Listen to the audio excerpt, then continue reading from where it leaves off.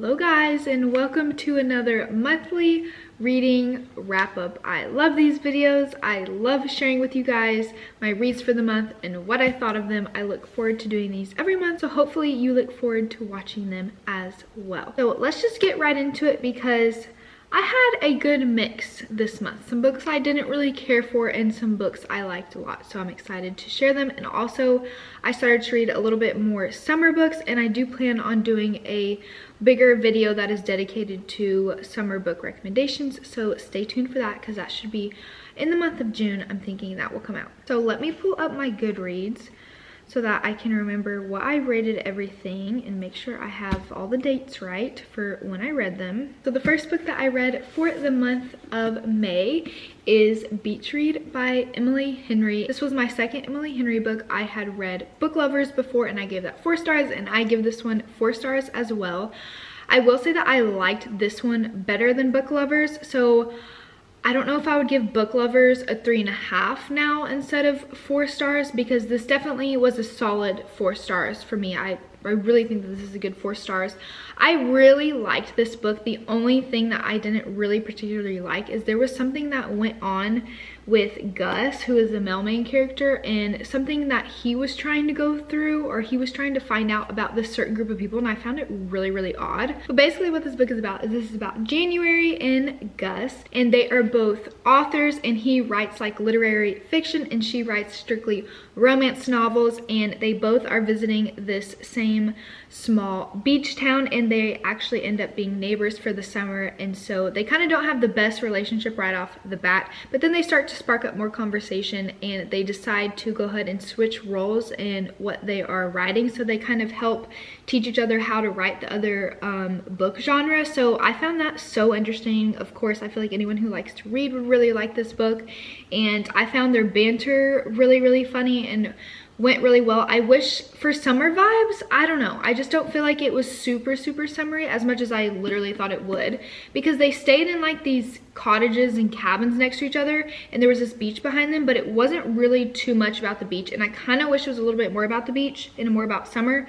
But this was still obviously a perfect book to read for the summer, really any time around though. But yeah, this is definitely one of my favorite books by her so far. I haven't read People We Meet on Vacation, but so that's the only one I haven't read by her, and Happy Place, I'll talk about that in a minute. So the next book that I read is Once Upon a Broken Heart by Stephanie Garber, and me and my cousins are actually reading this right now, or we were reading it for the month of May for our little book club that we have together, and I gave this 3 stars. I really wanted to like this a lot more because a lot of booktubers have talked about how much they love this book and how much they love this series.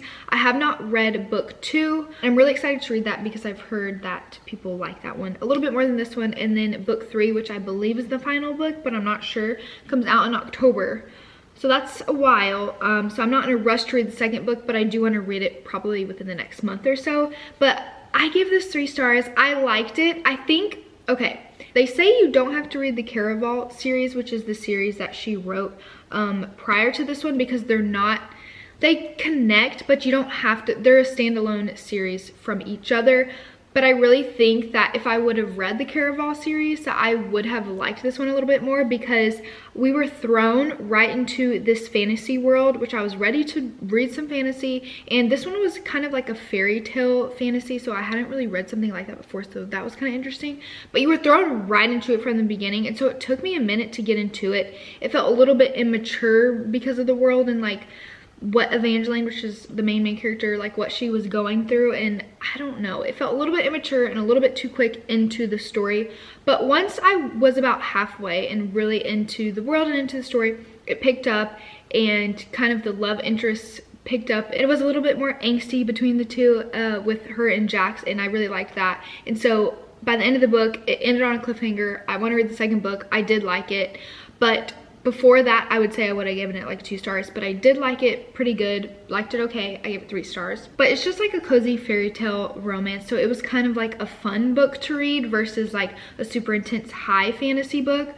So I do suggest this one if you're maybe wanting to get into some fantasy, but just go into it with an open heart, because I do feel like it took me a minute to like really get into this, and it felt a little silly at first when I started it, but that could be my fault because I didn't read Caraval first. The Caraval series, I don't know how you say it. The next book that I read is Every Summer After by Carly Fortune. Don't be looking at my books over here. The next book I read was Every Summer After by Carly Fortune, and I gave this 4.5 stars. I loved this book so much. This was my first book by her, and I just loved this story so much. Okay, people compare this book to Love in Other Words by Christina Lauren, and I don't know why I disagree. Everyone compares it to that book, and a lot of people who don't like this book say it's just a copy and paste of Christina Lauren's Love in Other Words and that she like copyrighted this book.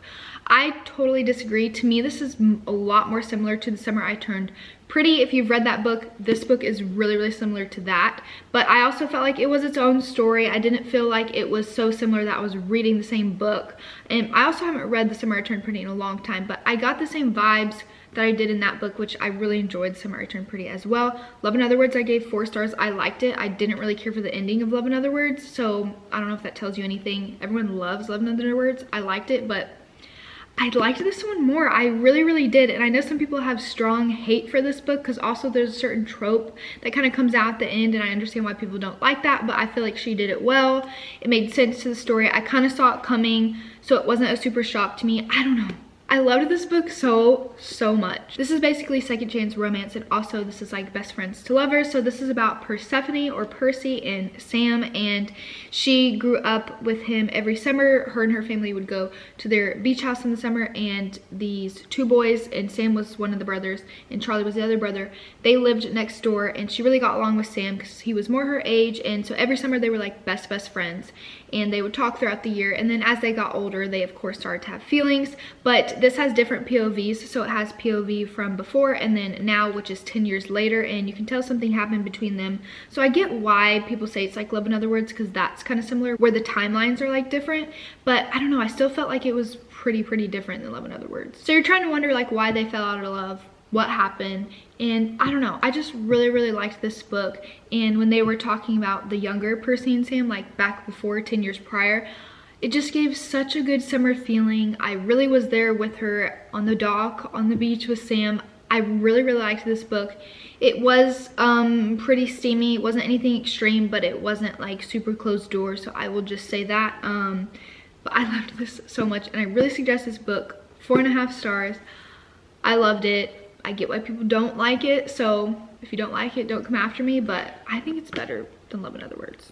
That's just my opinion. Let me know if you agree, because I haven't really met anyone that agrees with that. The next book that I read for the month of May is Carrie, Soto is Back by Taylor Jenkins Reid, and this one got a really solid 4 stars and potentially 4.5 stars, but I will say I think I liked Every Summer After a little bit better, but I was really surprised how much I liked this book, because this is like a literary fiction book, historical fiction book, sports fiction.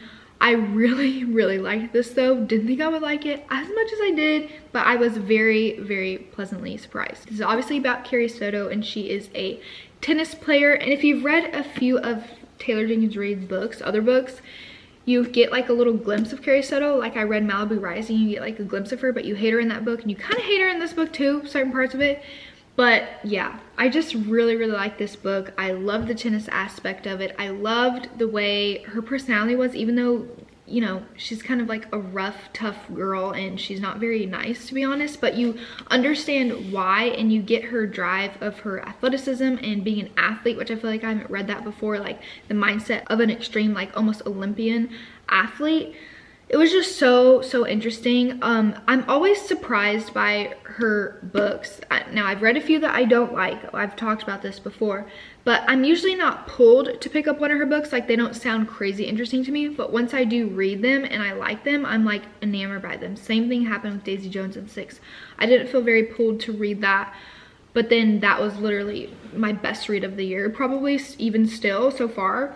So yeah, I definitely suggest this one. Did give off good summer vibes because it's all about like tennis and her playing in the heat, and part of it was in California too, so I don't know. This was a really good book if you need a break between like romance and fantasy or thrillers or whatever.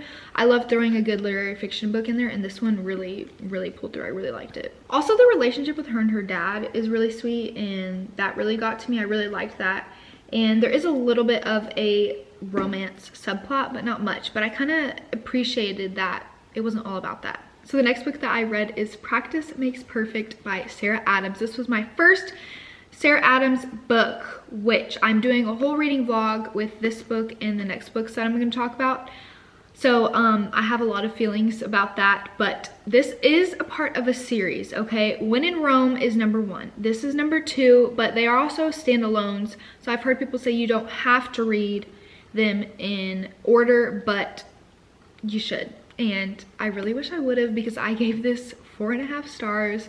This was a fluffy little romance, but it's exactly what you want when reading a fluffy little romance. That was really hard to say, but it's exactly what you want when kind of reading a silly romance novel. And this book was so good, it really makes me want to read the first one. I don't know if I'm like the first one as much, and I really wish I had read the first one, because there was references to the couple who was in the first book, and I feel like I just would have, you know, related to the characters even more so than I did, even though I really like them and was rooting for them. But this one is about Annie and Will, and she is like a little sweetheart, very innocent like girl. She's like the youngest sister of this group, and then Will is the bodyguard of Amelia, who the first book, When in Rome, is about Amelia and Annie's brother Noah. So it's all kind of like interconnected, but again, I think you can read them as standalones. Like, I love this book, I enjoyed this book, I understood this book, but I would have known a little bit more about Noah and Amelia, which they were in this book quite a bit. I really would have known more about them if I had read the first one.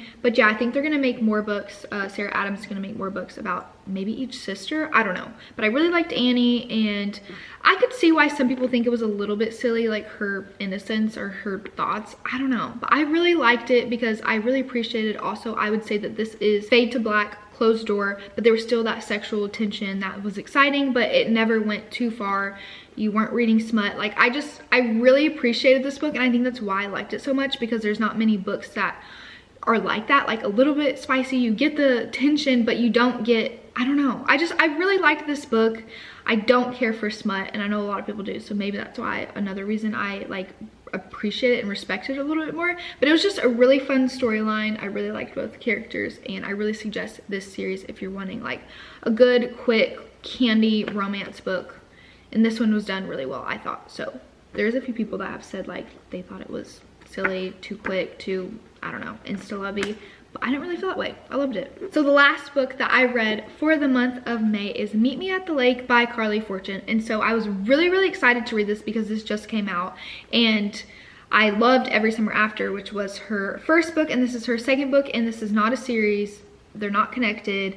But I love the covers of these books. They're so pretty. I gave this one 3 stars, and honestly, like, now that I'm like sitting on it more, I might even give it a 2.5 stars, 2.5, 3 stars, just because this one was like the opposite of Every Summer After. I did not feel connected to the characters. Right away you were thrown into this, and I don't know, I just really did not care for them. And again, the main guy's name is Will, which is kind of funny because I just read about another Will, but this is about Will and Fern, and they meet for one day and they really hit it off, and they spend like 24 hours together, a little bit more maybe, and then they agree to meet up a year later at her family-owned resort out by this lake, like hours away from where they met.